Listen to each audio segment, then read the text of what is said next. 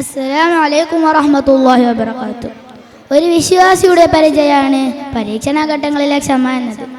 ജീവിതത്തിൽ ഒട്ടേറെ പരീക്ഷണങ്ങൾ നേരിട്ട ഓരോ ഘട്ടങ്ങളിലും തൻ്റെ റബ്ബിന് സമർപ്പിത ജീവിതം നയിച്ച് മാതൃകാപരമായി അറിയപ്പെട്ട ഒരു പ്രവാചകന്റെ കഥയാണ് ഞാൻ ഇന്നിവിടെ പറയാൻ പോകുന്നത്.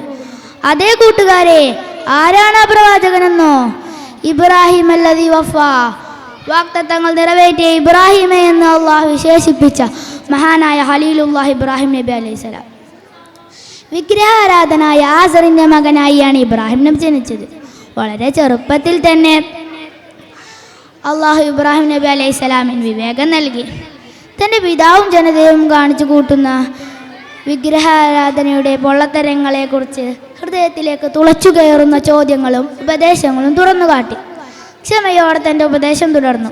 പക്ഷേ ഒരു പിതൃവാത്സല്യവും കൂടാതെ തൻ്റെ പിതാവിൽ നിന്നും ആക്ഷേപകരമായ പ്രതികരണങ്ങളും വാക്കുകളും കേൾക്കേണ്ടി വരും. നീ ഇതിൽ നിന്നും പിന്തിരിഞ്ഞില്ലെങ്കിൽ നിന്നെ എറിഞ്ഞാട്ടുക തന്നെ ചെയ്യുമെന്നായിരുന്നു പിതാവിൻ്റെ വാദം.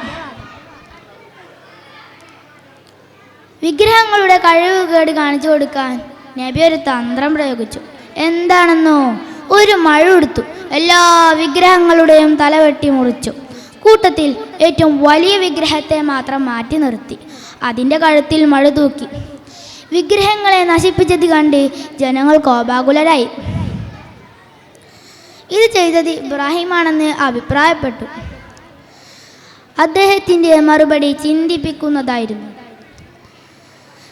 നിങ്ങൾ ആരാധിക്കുന്ന വിഗ്രഹൻ്റെ തലവനതാ, അവനോട് ചോദിക്കൂ ആരിത് ചെയ്തു.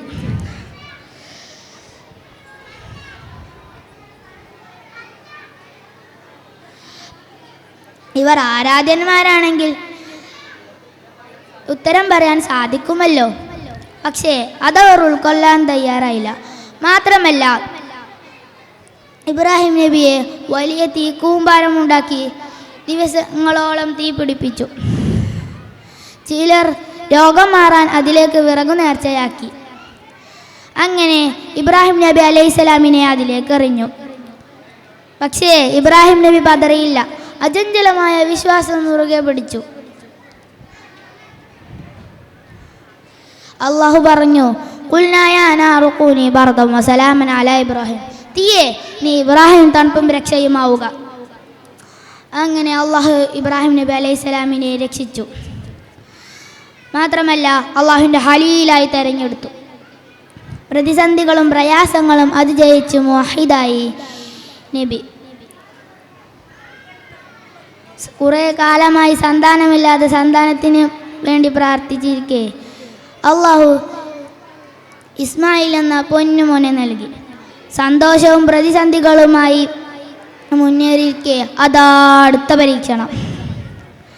തനിക്ക് കാത്തിരുന്ന് കിട്ടിയ പൊന്നുമോനെ ബലിയറുക്കണം എന്ന ആജ്ഞ സ്വപ്നത്തിൽ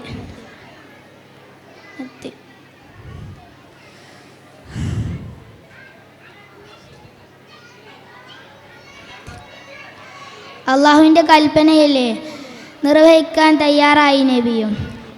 അർത്തോളു പാപ്പ എന്ന് പിഞ്ചോമനയുടെ ആത്മസമർപ്പണവും. അർക്കാൻ ഒരുങ്ങവേ ഖലീലുല്ലാഹ് ഇബ്രാഹിം നബി അലൈഹിസ്സലാമിന് അള്ളാഹുവിൻ്റെ വിളി.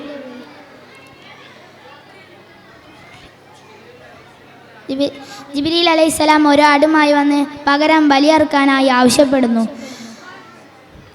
കൂട്ടുകാരെ, ഈ ആത്മസമർപ്പണവും അചഞ്ചല വിശ്വാസവും സമകാലിക ജീവിതത്തിലേക്ക് നമ്മൾക്കേവർക്കും പിൻപറ്റേണ്ട മാതൃകയാണ്, ഗുണപാഠമാണ്.